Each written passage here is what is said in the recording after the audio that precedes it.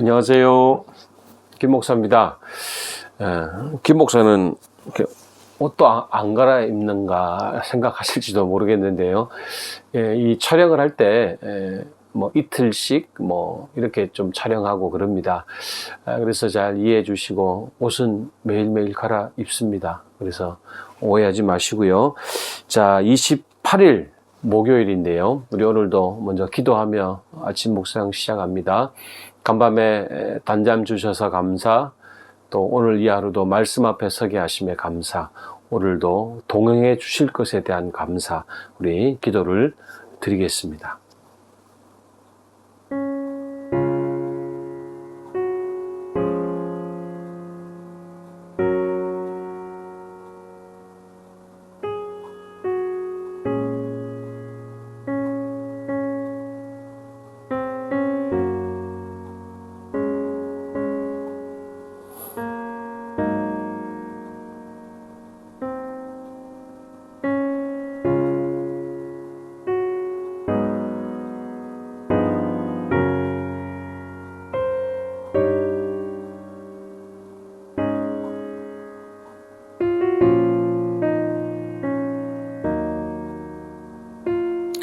예수님의 이름으로 기도하옵나이다. 아멘. 자, 28일 목요일 아침 우리에게 주시는 말씀은 창세기 11장 10절에서 32절까지의 말씀입니다. 창세기 11장 10절에서 32절까지 말씀이고요. 오늘 말씀의 제목을 구원 역사의 시작이라고 정해보았습니다. 우리 그런 관점으로 한번 말씀을 보시겠습니다. 10절입니다.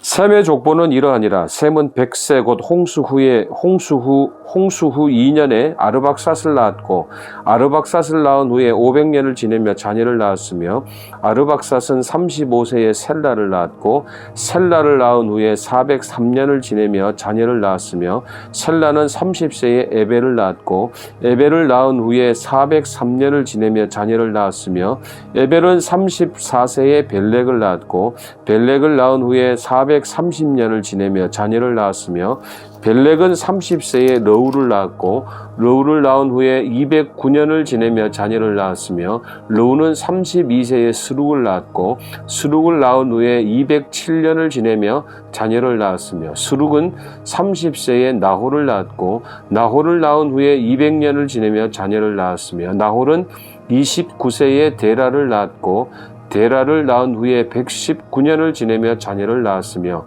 데라는 70세에 아브라함과 나홀과 하란을 낳았더라. 데라의 족보는 이러하니라. 데라는 아브라함과 나홀과 하란을 낳고, 하란은 롯을 낳았으며, 하란은 그 아비 데라보다 먼저 고향 갈대아인의 우르에서 죽었더라. 아브라함과 나홀이 장가 들었으니 아브라함의 아내의 이름은 사레며 나홀의 아내 이름은 밀가니, 하란의 딸이요 하란은 밀가의 아버지이며 또 이스가의 아버지더라. 사레는 임신하지 못함으로 자식이 없었더라. 데라가 그 아들 아브라함과 하란의 아들인 그의 손자 롯과 그의 며느리 아브라함의 아내 사레를 데리고 갈대아인의 우르를 떠나 가나안 땅으로 가고자 하더니 하란에 이르러 거기 거류하였으며, 데라는 나이가 205세가 되어 하란에서 죽었더라. 아멘. 예, 참 많이 낳았네요. 낳기도 하고 죽기도 하고. 예, 이게 이제 창세기 1장부터 11장까지가 이제 원역사라고 그래서 인류의 시작부터 이제 이 다음에 족장 시대, 아브라함의 시대가 오는데 그 전까지의 어떤 그런 과정들입니다. 자, 하나님 밖에서, 그러니까 하나님 없는 그런 명예와 안전을 확보하려던 이 바벨의 반역은 대홍수 이후에도 인간의 여전한 부패한 본성을 보여줍니다. 자, 하나님께서는 이러한 인류의 한결같은 반역 속에서도 어떻게 구원의 역사를 진행해 나가시는지 오늘 본문에 그 답이 있겠습니다. 자, 오늘 본문에도 많은 사람들의 이름이 나오는데요.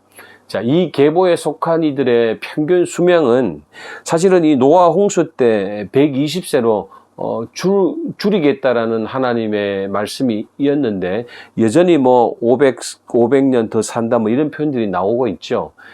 이것은 아마 수명이 120으로 가는 중간 단계의 과정으로 볼 수 있다는 것입니다.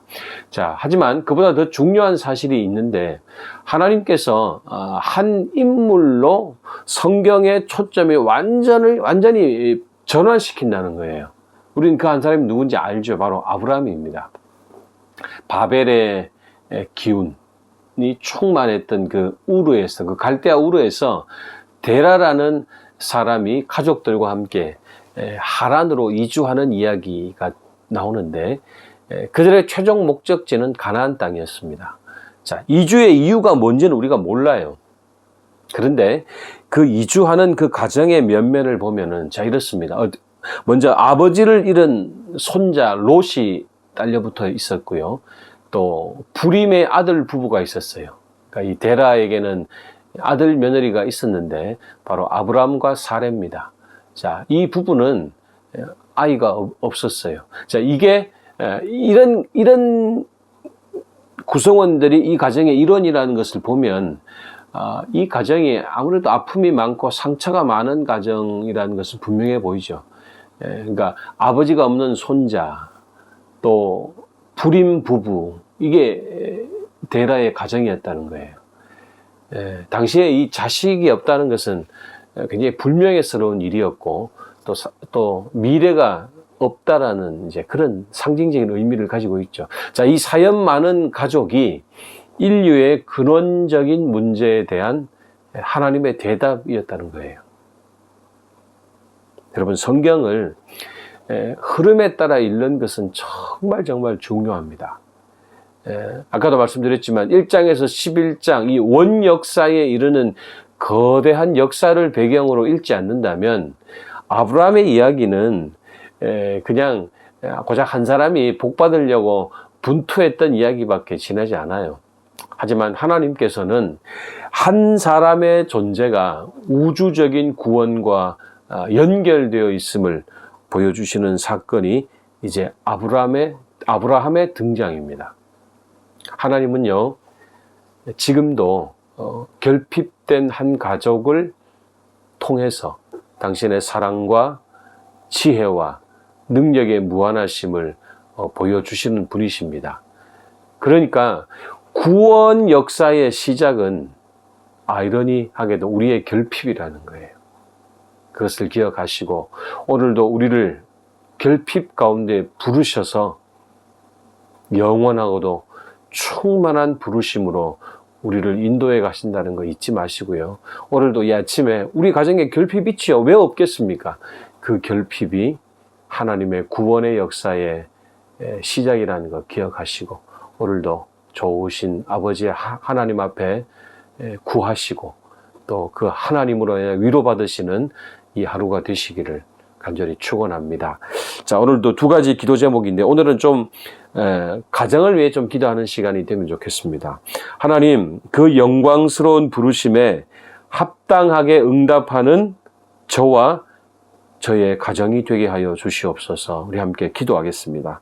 그리고 우리 가정의 결핍을 아시는 주님, 그 결핍으로 인해 오히려 주님의 부르심을 알게 하시고 깨닫게 하시고 확인케 하여 주시옵소서.